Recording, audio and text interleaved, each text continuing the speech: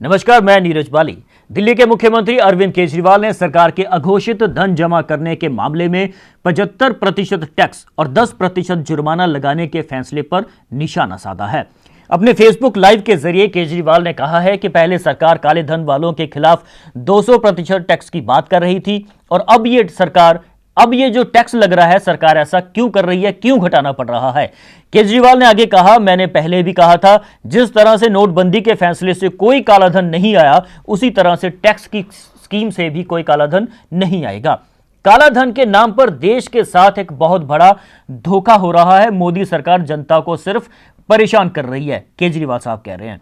दूसरी तरफ नरेंद्र मोदी ने बीजेपी के सांसदों और विधायकों से उनके खातों से हुए लेन देन की डिटेल मांगी है। पीएम ने संसद में बीजेपी पार्लियामेंट्री पार्टी की मीटिंग में कहा है कि बीजेपी के सभी सांसद विधायक 8 नवंबर से 31 दिसंबर तक उनके खातों से होने वाले लेन देन का detail party president Amit Shah को सौंपे। यह डिटेल 1 जनवरी तक देने को कहा गया है। इधर मंगलवार को भी सदन की कार्यवाही बाधित हुई। 11 बजे कार्रवाई शुरू होते ही लोकसभा राज्यसभा में विपक्ष हंगामा करने लगा। इसके बाद कार्यवाही 1 घंटे के लिए स्थगित कर दी गई।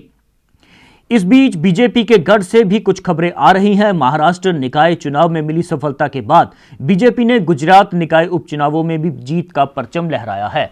स्थानीय निकाय के उपचुनावों में बीजेपी ने 32 में से 23 सीटों पर जीत दर्ज की है। कांग्रेस की दबदबे वाली सीट पर भी बीजेपी ने जीत दर्ज की है। इससे पहले कांग्रेस के पास 23 सीटें थी, जो घटकर अब 9 रह गई हैं। वहीं बीजेपी 8 सीटों से बढ़कर 23 सीटों पर पहुंच गई है।